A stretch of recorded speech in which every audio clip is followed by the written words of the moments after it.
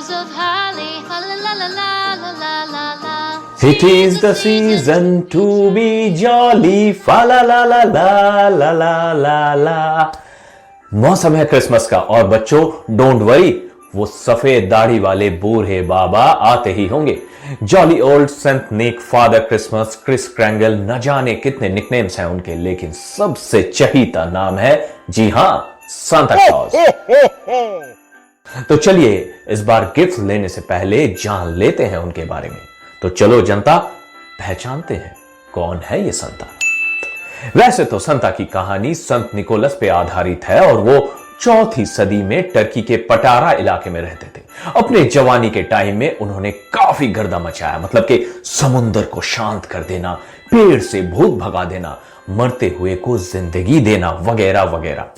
उनको काफी पूजा गया, चर्च वर्च बनाया गया और उनका अवशेष अभी इटली के वेनिस में है, लेकिन उनकी हड्डी पसलियां बस आधे ही बचे हैं, बाकी लूट हो गया।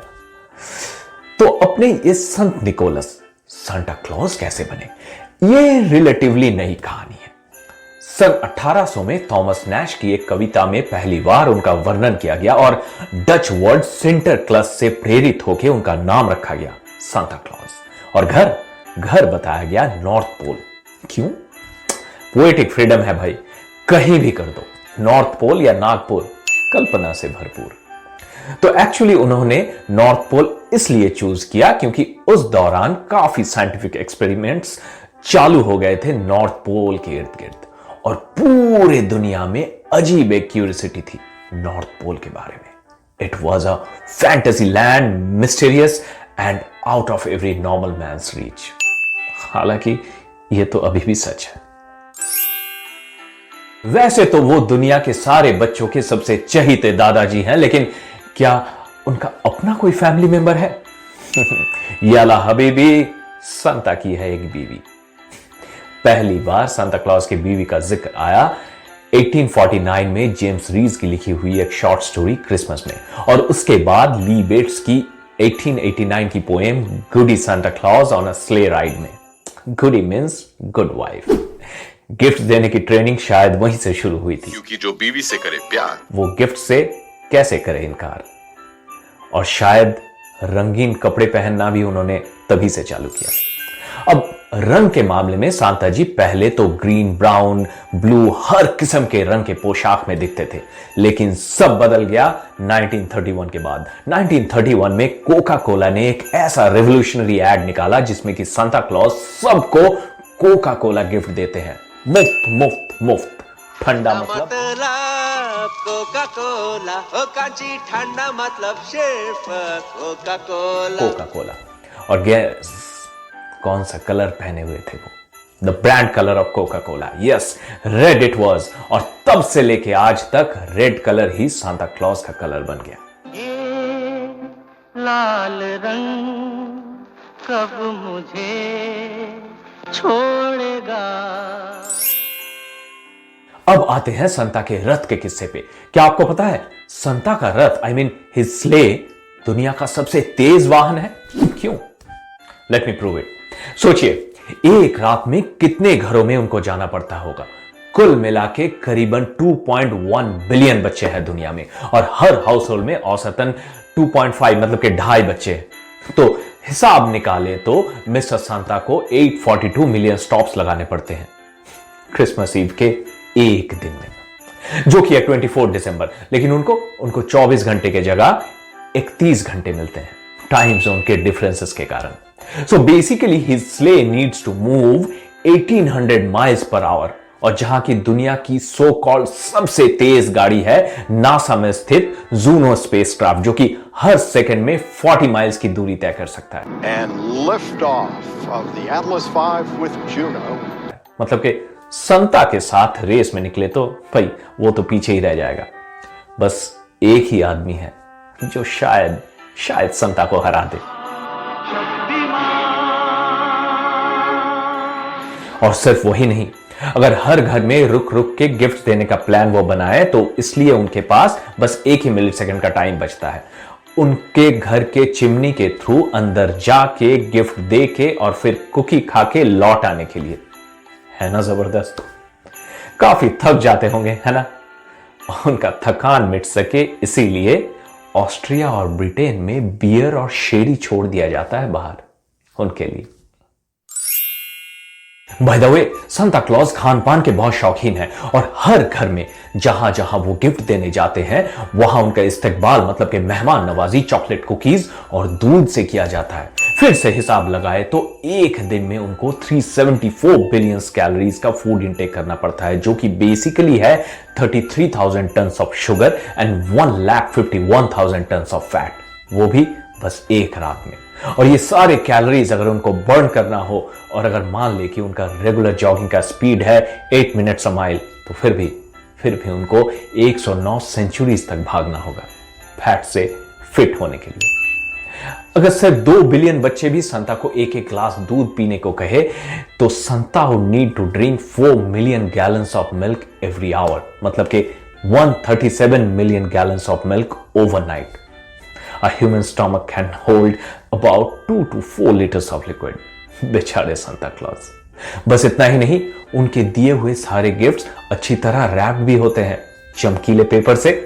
सारे बच्चों के गिफ्ट्स को रैप करने के लिए उनको 1.6 मिलियन माइल्स के रैपिंग पेपर की जरूरत होती है।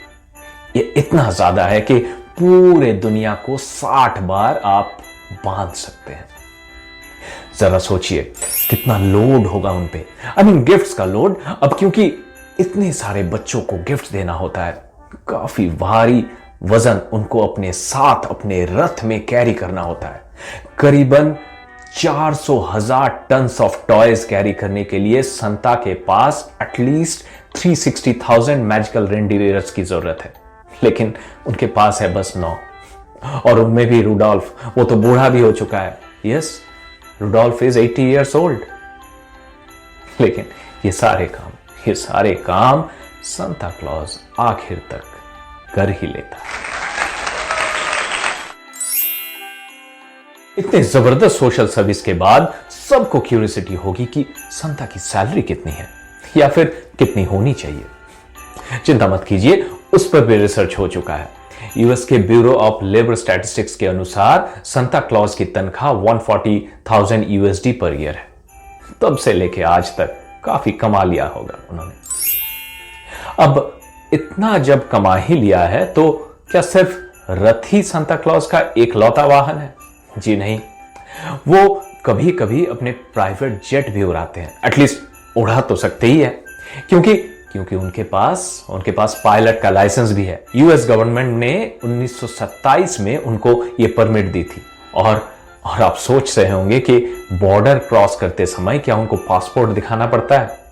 शायद दिखाना ना पड़ता हो, सेलिब्रिटी जो है, लेकिन पासपोर्ट उनके पास है, कैनेडियन पासपोर्ट, जो कि 2013 में इशू की गई है। दुनिया में सबसे ज्यादा खत भी उनको लिखी जाती है। अगर आपको सांता क्लॉज के नाम कोई खत लिखना है तो बेहिचक लिख डालिए। वैसे तो सांता क्लॉज का घर नॉर्थ पोल में है कहीं, लेकिन यूएस में उनको लिखी हुई हर चिट्ठी एक्चुअली पहुंच ही जाती है यूएस के इंडियाना स्टेट में स्थित एक छोटे से पोस्ट ऑफिस में, सांता क्लॉज पोस्ट ऑफिस। और हर वो बच्चा जिसने खत लिखा हो सांता क्लॉज को, सबको रिप्लाई भी मिलता है। पैट कोच नाम के एक व्यक्ति ने यह परंपरा अभी तक चालू रखी है, जो कि एक्चुअली शुरू हुई थी 1914 में। कनाडा में सांता को लेटर लिखने के लिए तो एक अलग पोस्टल कोड भी है। बट आजकल के youngsters, you can send Santa an email santa.com में, और आप उनको क्रिसमस विश कीजिए। क्या पता शायद अमेज़न में ऑनलाइन गिफ्ट्स भी भेज दे आपको। और अगर आपको उनके ऑफिशियल घर में जाना हो या खत भेजना हो, तब मामला थोड़ा टेढ़ा है। सांता का होम टाउन, इसमें भी 2 शहरों के बीच पंगा है। नॉर्थ पोल के आर्कटिक सर्कल में अलास्का का एक टाउन है और वहां एक घर है सांता क्लॉज हाउस। उस घर के general manager Paul brown claim करते हैं कि वही सांता क्लॉज का ऑफिशियल घर है। और उधर फिनलैंड में स्थित एक और शहर रोवानिएमी ने भी सिमिलर क्लेम किया है, ताकि वहां का टूरिज्म को बढ़ावा मिले। कम ऑन फोक्स, सांता का घर है, कश्मीर थोड़े ही है। इस बात पर तो सुलह कर लो। चलो मान लो कि साल का आधा वो इधर रहते हैं और बाकी आधा उधर बिताते हैं। बाकी और क्या बताएं फेमस लोगों के बारे में। बड़े लोग, बड़े बड़े किस्से। मदर मेरी के बाद सबसे ज्यादा पेंट की गई तस्वीर है सांता क्लॉज के नाम, और गिफ्ट्स देने के अलावा वो न्यूयॉर्क शहर के बहुत सारे डिपार्टमेंट्स के ऑनररी बोर्ड मेंबर भी हैं।